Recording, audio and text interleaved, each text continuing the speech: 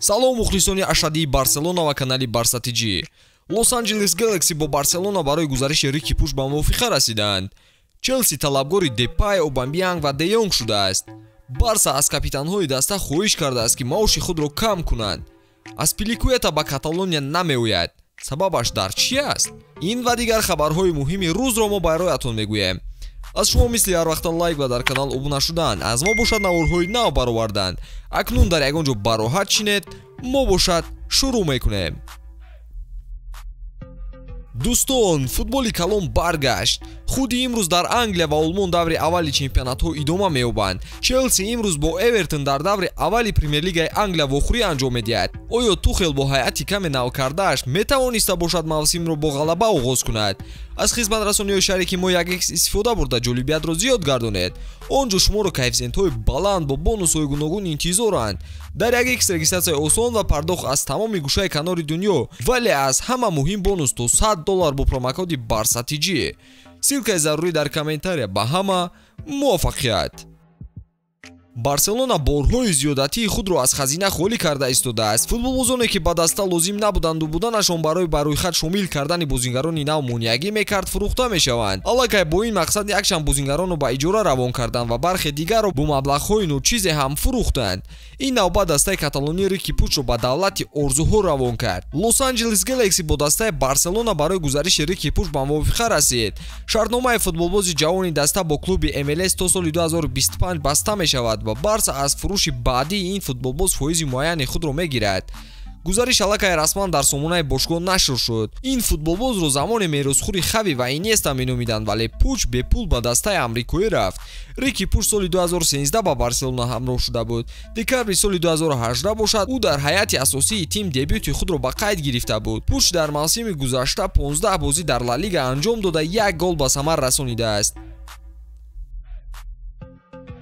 дар бозори трансферии имсола бешаку шубҳа Барса ва Челси фаъолтар нисбат ба дигар дастаҳо буданд. ба дастаи лондонии Челси пешниҳод карданд ки 3 бозингари Барсаро ба даста ҷалб кунад. ҳеҷ нафаҳмидем не ки инҳо бо ҳам ягон алоқаи наздики ба доранд, чӣ ин қадар байни худ додугирифт карда истодаанд. гуфта мешавад ки шояд дастаи Челси Депай, Обамянг ва Де Йонгро ба ҳайаташ ҷалб кунад, вале то ҳол барои ҳеҷ кадоме аз онҳо пешниҳоде нашудааст. агар дар бораи Обамянг гап занем, ӯ зимистон ба дастаи Барса омада буд, вале баъди харидории Левандовски ӯ фикри тарк кардани дастаро аз сар гузаронд. сармураббии дастаи Челси Томас Тухел бо футболбози габонӣ аз ҳамон давраи Боруссия Дортмунд хеле хуб аст. акнун ин футболбоз метавонад дубора ба Премер-лигаи Англия баргардад, вале ба дастаи дигари Лондон Челси.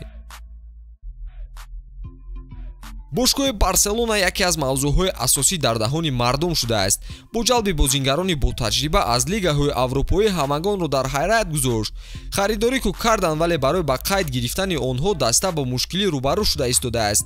омадани бозингарони нав таъсири худро ба маоши футболбозони содиқу собиқи даста расонида истодааст.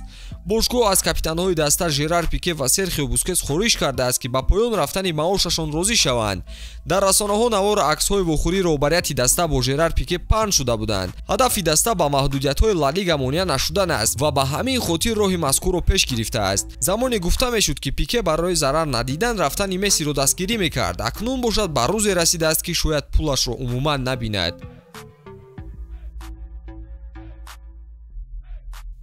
ҳар рӯз дар бораи ҳадафҳои ҷадиди дастаи каталонӣ бобати харидории бозингарон хабарҳои зиёде нашр мешаванд. баъди ба даста омадани Кунде дастаи каталонӣ мақсад дошт ки ҳимоятгари бо таҷрибаи Челси Аспиликуэтаро харидорӣ кунад. дар баробари Барса Челси низ мақсади пурзур кардани хати ҳимояи худро дорад. барои хати ҳамла онҳо аллакай якчанд харидҳои фоидаовар карданд. акнун чунон ба назар мерасад ки гузариши Аспиликуэта ба Барса ба наздикӣ нахоҳад шуд. тибқи иттилои нашршуда роҳбарияти нави даста бо футболбоз вохӯрӣ карда бовараш кунонидаанд ки дар даста боқӣ монад. боварии Томас Тухел низ ба ин футболбоз зиёд аст. хулоса футболбози 32-солаи испанӣ ин мавсим ба Барса намеояд ва шарафи дастаи лондониро ҳимоя мекунад. алеманӣ дар ин бора қайд кардааст ки Аспиликуэта яке аз онҳое буд ки мо мехостем ба даста шомилаш кунем, вале ҳар чӣ ки шуд ба фоидаи ӯ хоҳад буд. ба Сезар барор хоҳонем ва мо талош мекунем ки дигар нақшаҳои дар пешгузоштаамонро амалӣ созем.